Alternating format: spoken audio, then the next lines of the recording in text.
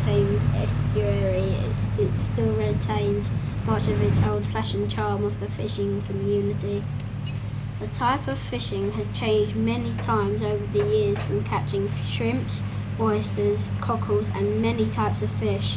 However, cockles are still the main type of shellfish caught in this part of the estuary, but the methods of catching them has changed quite a lot since the old days.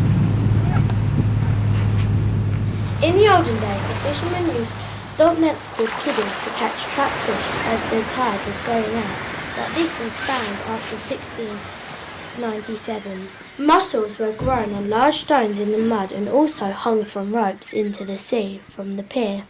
But the pollution in Jordan and Victorian times put a stop to this. Next, the cockles took over. These were caught by fishermen raking the sea bed at low tide and collecting them in yoke. This method continued right up until the 1970s when the machinery took over.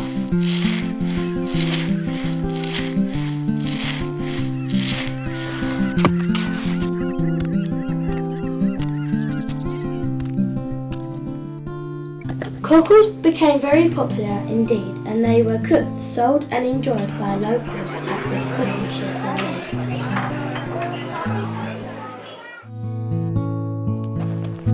Oysters were cultivated in the Thames estuary around Chalkwell. Some fishermen from Kent sneaked over, stole the oysters and sold them in London.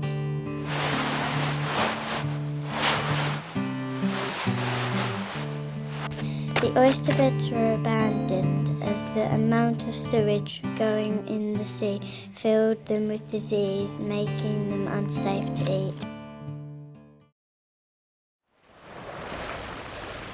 Along with seafaring and fishing, another trade emerged from the waters of the Thames estuary.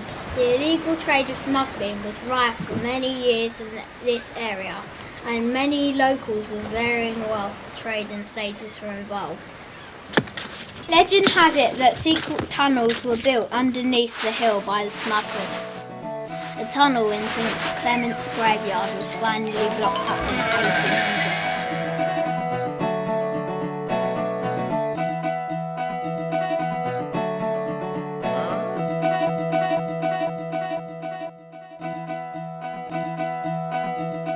The churchyard holds many secrets of the illicit goings-on from the smuggling days.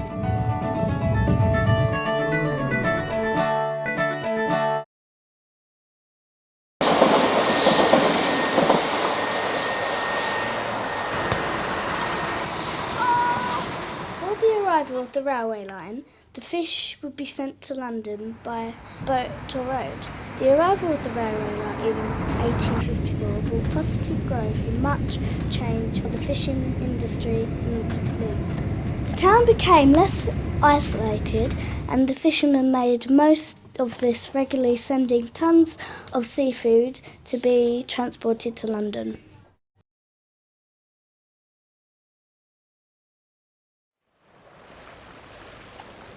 On the 31st of May 1940, 6 little fishing boats set sail from Leigh-on-Sea to rescue the soldiers of Dunkirk.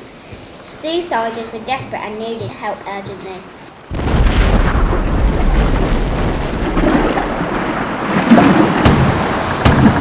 Devastation was absolutely chaotic. The soldiers took cover as the boat shook rapidly in the murky waters of Dunkirk.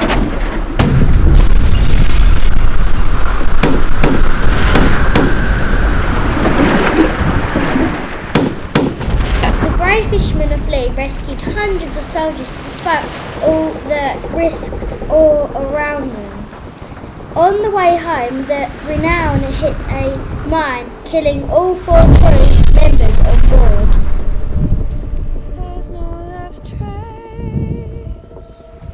The other boats survived, and the Endeavour, which has since been restored, can still be seen on the waters of the estuary today with her red sail and green hull. But I'm cold as hell.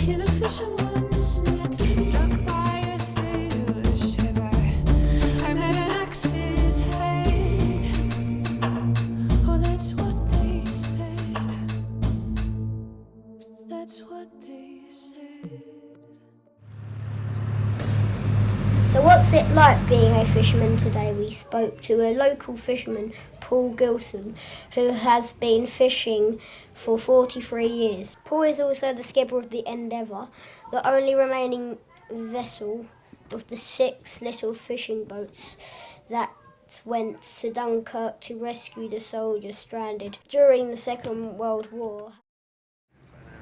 How long do you usually work for? When I first started work, we'd only go to sea for 12 hours, but because fuel costs so much money, we now go to sea for 24 hours, so we can't afford to come backwards and forwards.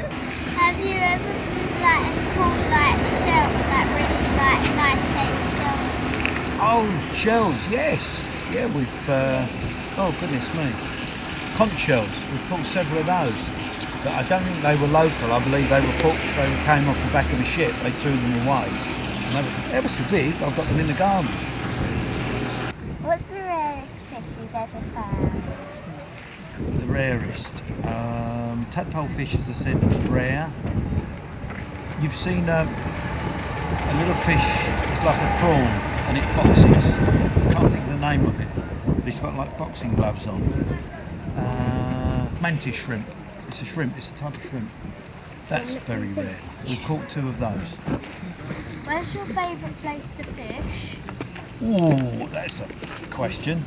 Oh dear me. I've got 2 places I really like going. One's on a corner of a sandbank called the Red Sands, and another one is a sandbank called the Tizard, and that's right in the middle of the river.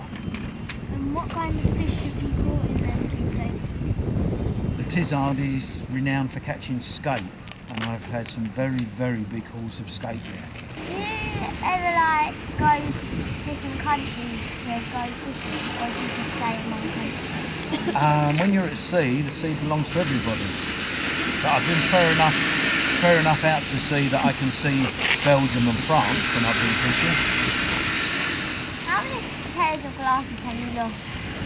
3, and it was very expensive, and I remember every set.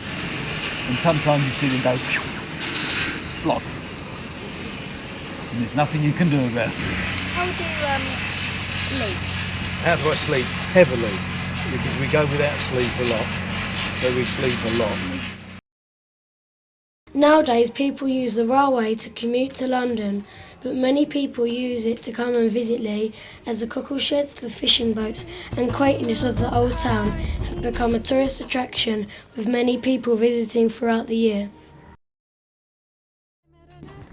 One thing is certain, the fishing industry has played a huge part in making Leigh-on-Sea the interesting and vibrant place it is today.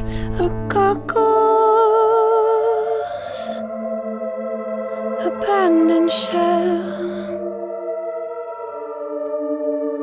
There's no left trace. The sea keeps churning. It's hard out here, but I'm cold as hell. There was a time, there was a place where the wheels were turning.